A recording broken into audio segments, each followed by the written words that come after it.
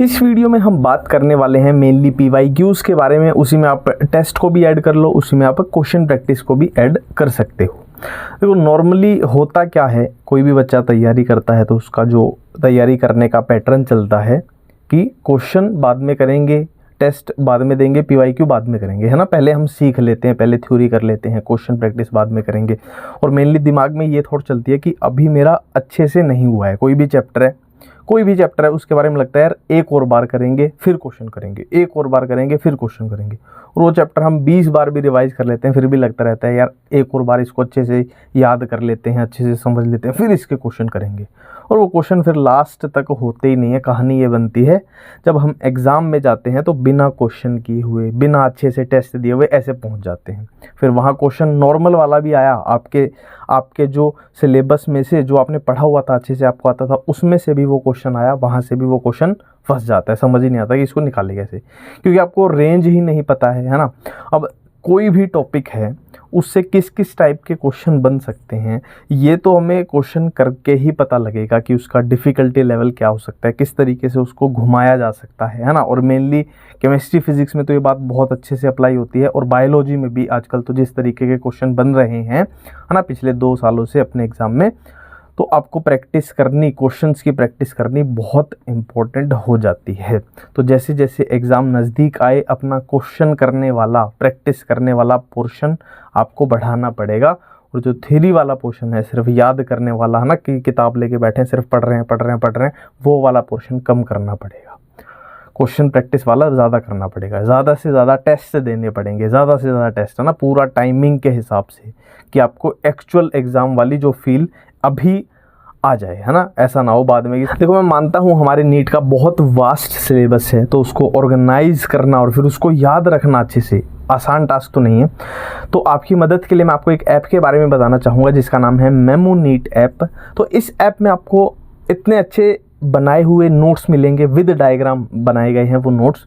तो उनसे आपको एक स्ट्रक्चर्ड वे में पूरे सिलेबस को याद करने में, जो मुश्किल टॉपिक्स हैं उनको अच्छे से समझने में बहुत आपको मदद मिलेगी। और जितने भी आपको ये क्वेश्चन प्रैक्टिस की हम बात कर रहे हैं इस वीडियो में, क्वेश्चन प्रैक्टिस करनी है, टेस्ट देने हैं, MCQ देने हैं, वो बहुत सारे हैं। और चीज़ों को बोरिंग वे में नहीं किया गया है कि आपको अगर बोरिंग सा लग रहा है, बायोलॉजी पढ़ने में बोरियत आ रही है, NCERT पढ़ने में, याद रखने में, कोई भी कंसेप्चुअल चीज़ है ना, उन सब बोरियत को हटा दिया गया है इंटरेस्टिंग वे में।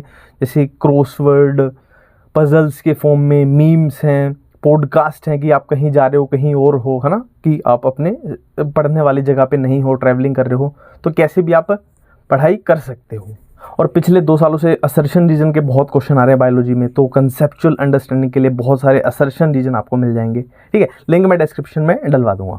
ठीक है, तो चीज़ों को बिल्कुल वैसे ही रखो जैसे वो फाइनल एग्जाम में होने वाली हैं, है ना। ऐसा ना हो कि फाइनल एग्जाम में कुछ अलग ही होगा, ये हमारे दिमाग में रहे। अभी से चीज़ें ऐसे करो कि फाइनल एग्जाम जो हमारे बिल्कुल फेमिलियर हो। बहुत सारे क्वेश्चन आपको करने पड़ेंगे। और अभी देखो थोड़े दिन बाद आपका सिलेबस ख़त्म हो जाएगा, आप रिवीजन स्टार्ट करोगे, तो रिवीजन में ध्यान रखना, मैं फिर से वही बात रिपीट कर रहा हूँ कि ऐसे नहीं कि पूरा चीज़ों को पढ़ लिया बस ठीक है ना, फिर आगे रिवाइज करते नहीं।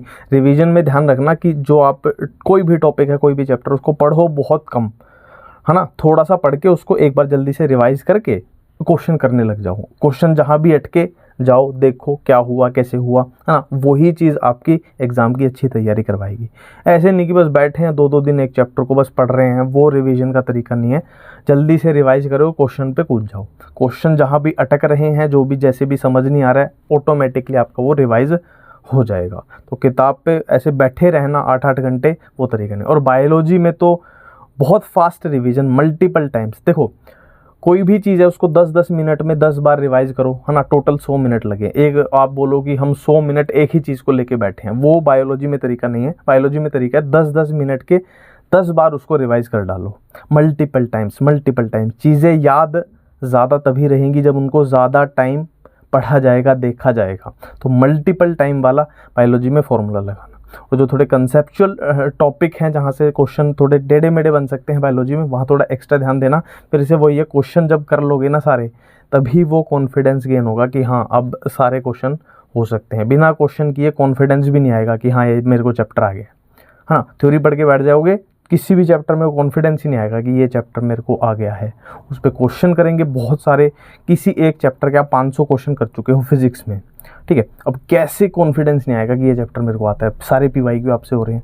तो वही एक कॉन्फिडेंस का रास्ता है ना, बहुत सारे टेस्ट देना, बहुत सारे क्वेश्चन करना। ठीक है, थैंक यू, धन्यवाद।